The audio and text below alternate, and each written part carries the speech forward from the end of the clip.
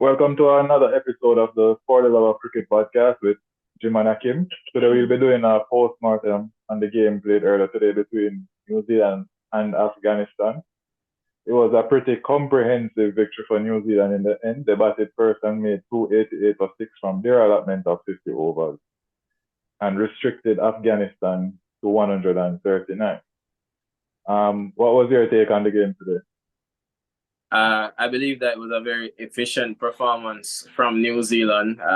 They were in control for most of the game.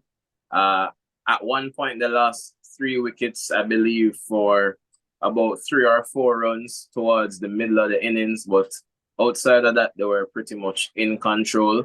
We know that this New Zealand team is a team that does very well in tournaments, ICC tournaments, especially World Cups. They have a long record of making it to at least the semifinals, and they're really showing their class, and they show their class in this game today. Very efficient performance.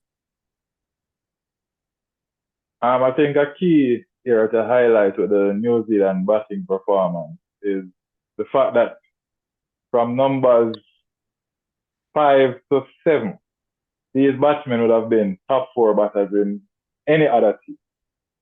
And the depth there today, even though Afghanistan had them 110 for 4, there was no doubt that they could recover.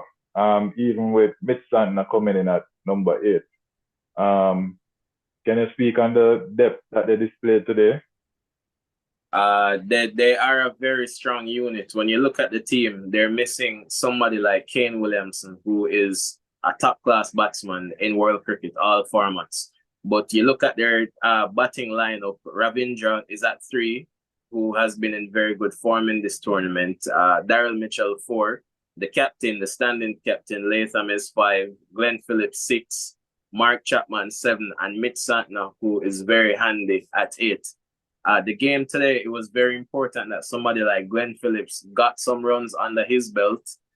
He hasn't really made the most of the limited opportunities he has gotten to bat in this World Cup thus far, but he is a pretty classy player. He's a class act, and he played a very important knock for New Zealand today, along with the captain, Tom Latham. They put on 144 runs, and that partnership was the partnership that really put the recovery on for New Zealand and put them in a very good position to win this game. Thought the Afghanistan bowled well? I think they bowled fairly decent. The fielding effort really let them down in this game. They dropped a number of key chances. When you look at them dropping somebody like Will Young in the second or third over the game, I believe, and for 2 or 3, and he ended up getting 54. They dropped Latham and they dropped Glenn Phillips multiple times. I think there were probably 4 or 5 drop catches, but at this level, with the quality of batters that New Zealand has, you really have to take your chances, and you can't afford to be giving these sort of players 2 or 3 opportunities, 2 or 3 lives, and they will make you pay for it. And that was the difference between New Zealand probably getting 220, 210, maybe even less than 200 at total that Afghanistan would probably fancy themselves at getting, as opposed to them getting 288 for 6. A key point to note for me was Afghanistan seemed to have blundered from before the game began. They won the toss and elected to field in anticipation that there would have been some element of duo in the latter part of the evening. And it was as dry as ever. Mitchell Santner spun the ball right through his overs that he bowled. They never got the extra zip that they were expecting off the wicket for their batters to just hit through the line. And it was just a difficult chase for them. They kept losing wickets throughout their innings. And they blundered from before the game began. Yeah, I believe that they blundered. They tried to factor the dew into how they were going to proceed with this game. the duo basically, it was basically a non-factor really. New Zealand bowled pretty well. As I've said multiple times, I believe that Mitch Santner will be one of the players of the World Cup, one of the players of this tournament, and he was good again today. He was very good. He dismissed Mohamed Nabi with what I feel is probably one of the balls of the tournament thus far.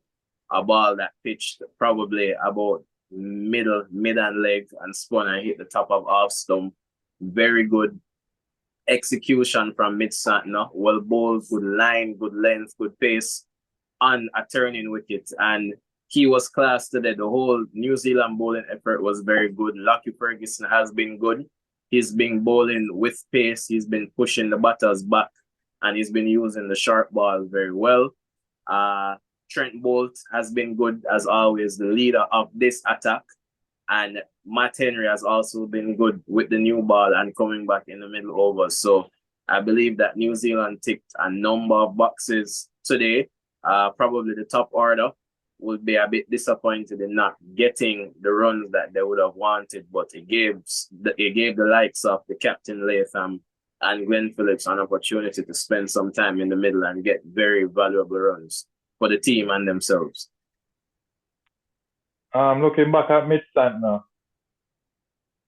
I think he really spurred the New Zealand bowling effort with that catch he took off the Afghan captain. Lockie Ferguson bowling a bouncer. Most of us would have turned and chased that delivery and threw it back to the wicketkeeper for one. He dove with one hand, stuck his left hand out, grasped the ball like it was nothing. It was really a brilliant catch. He's seeming more and more every day to be a three-tool player, a three-tool player. And it looks good for New Zealand going forward in this tournament. What's your take on the Afghani batting innings? I believe that the batting effort was disappointing. The batters seemed a bit confused in their approach and the effort. They were troubled by the short ball for sure. They were troubled by the pace of the New Zealand bowlers. When you look at the top scorer in the Afghan innings, Ramat Shah, he got 36 from 62 deliveries. Outside of that, Omar Zai got 27 and nobody else got to a score of 20. I believe that it was a sedate batting effort from them. They got bowled out for 139 in 34.4 overs. And it was a disappointing batting effort. And if they were to have any hopes of sneaking into the top four, they would have needed a better batting effort today to at least spare the net run rate. The net run rate got a huge hit in this game, so they would be disappointed about that. It seemed as if they basically threw in the towel. The last 5 or so wickets for 14 runs. They basically gave up in the batting effort, so that was very disappointing to see from them. I don't think they gave up. I just think it's remember we spoke about the lack of the batting talent in the lower order for these teams. Outside of Mohamed Nabi, there's no one down in their lower half of the batting lineup that would say will stand up and give you a work professional 60, 70 runs to see you home to victory. It's mostly extremely attacking batsmen who is for just 26. Yeah, I agree to some extent. When you look at the lower half of the batting, they have Mujib and Rashid Khan, who they are hitters. They can handle themselves with the bat, but they are probably more capable in T20 cricket and have done more with the bat in T20 cricket. Rashid Khan especially. Mujib has gotten a score in this tournament thus far. I think he's gotten a 30 or 40 in one of the previous games. So there is a bit of batting ability down there, but as we generally as we have said, teams like this and the associate nations as well, the most of their batting talent is stacked in probably the top 4 or 5 batters. Mohamed Nabi is a key player for them. He hasn't really clicked in this tournament thus far. So they would be disappointed about that as well.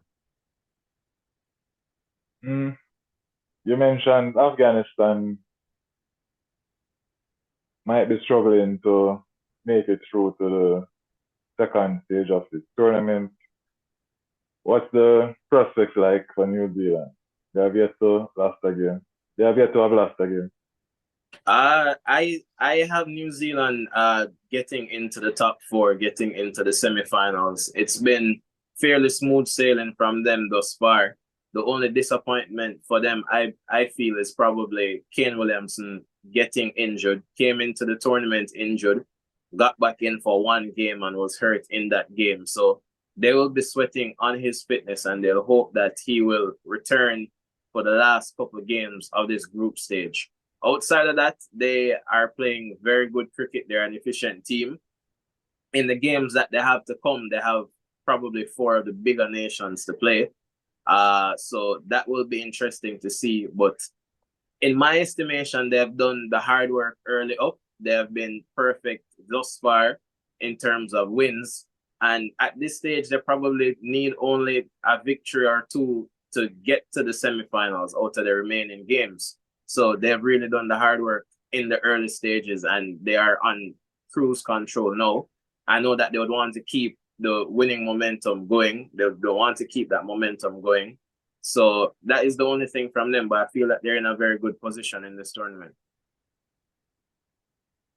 All right, the next game is against India. They play. Yeah, who would come out for Kane? When you look at the team, if Kane comes back, I was a bit surprised that Will Young lost his place when Williamson came in early in the tournament. He had gotten a half century before Williamson came in, and then he has gotten another half century here. Ravindra has been very good in the tournament. So again, I think that the man that should make way for Kane is Chapman, but he kept his place when Kane came in the first time. He got a decent cameo in this game today, but I still don't think it's enough for him to keep his spot in the team.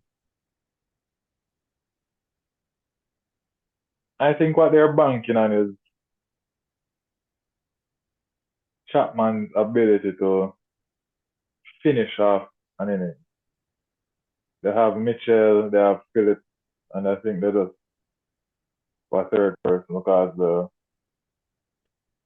Mitchell Sandner is